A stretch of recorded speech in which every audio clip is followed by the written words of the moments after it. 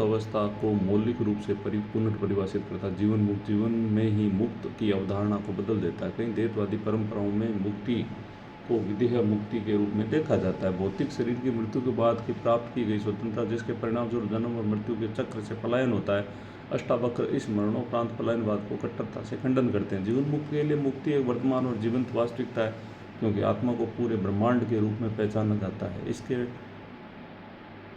भागने के लिए कोई दूसरा संसार नहीं है, और भागने के लिए संसार भी नहीं है। मुक्त स्वामी संसार में रहता है, इसके साथ बातचीत करता है, लेकिन संसार के प्रति उसका आंतरिक संबंध पूरी तरह बदल जाता है। वे संसार को इस बंधन के स्रोत के रूप में नहीं देखते, बल्कि अपनी चेतना को एक सहज लीला दिव्य खेल के रूप में देखते। संसार एक ठोस स्वतंत्र वास्तविकता के रूप में नहीं, बल्कि मृग तृष्णा के स्वप्न के रूप में अनुभव किया जाता है। जैसे एक सपना देखने वाला जागने पर अपने सपनों से बंधा नहीं बंधा होता है, उसी प्रकार से जीवन मुक्त जागृत संसार की घटनाओं से बंधा नहीं था, क्योंकि उसे अंतिम दृष्टा के रूप में अपनी पहचान का साक्षात्कार कर लिया है। जीवन मुक्त की परिभाषा,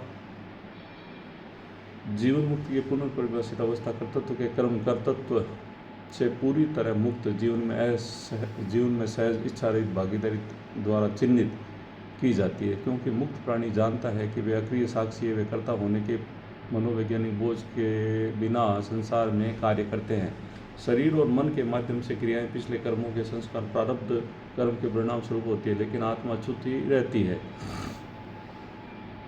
बिल्कुल जैसे आकाश से गुजरने वाले बादलों को अछूता रहता है, यह पूर्ण संभाव की स्थिति परिणत होता है और पूरी तरह उस शिक्षा को दर्शाता है। मास्ट न कि आसक्त न ही विरक्त, वे घृणा करके विरागी को जबरदस्ती लागू नहीं करते, और पूरी तरह मुक्त ये सहज भागीदारी निष्क्रिय भाग्यवाद नहीं है, बल्कि एक सर्वोच्च बुद्धिवाद कर्म है, बुद्धिमान कर्म है, जो सफलता का या विफलता की चिंताओं से परे है, नए कार्मिक बंधनों के निर्माण से पूरी तरह मुक्त है। अष्टावक्र गीता अपने समय के प्रयास आधारित आध्यात्मिक प्रतिमानों को कट्टरता से उलटकर एक स्मारकीय दार्शनिक उपलब्धि के रूप में खड़ी है।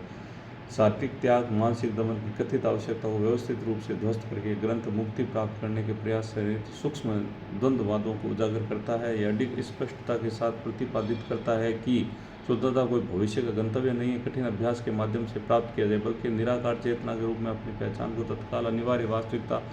यह गहन ज्ञान मीमांसीय बदलाव मानव अस्तित्व के अंतिम लक्ष्य को पुनर्परिभाषित करता है। जीवन मुक्त संसार में भागने वाला तपस्वी नहीं, बल्कि पूरी तरह जुड़ा हुआ सहज प्रतिभागी, जो कर्तृत्व के भारी भ्रामक बोझ के बिना त्रुटिहीन रूप में कार्य करता है। तत्काल आत्मज्ञान में अपने एकल अडिग फोकस के माध्यम से अष्टावक्र गीता कट्टर प्रयास रहित मुक्ति का मार्ग प्रदान करती है, साबित करती है उच्चतम आध्यात्मिक सत्य कुछ ऐसा नहीं जिसे प्राप्त किया जा सके, केवल कुछ ऐसा है जिसे पहचाना जाए। धन्यवाद।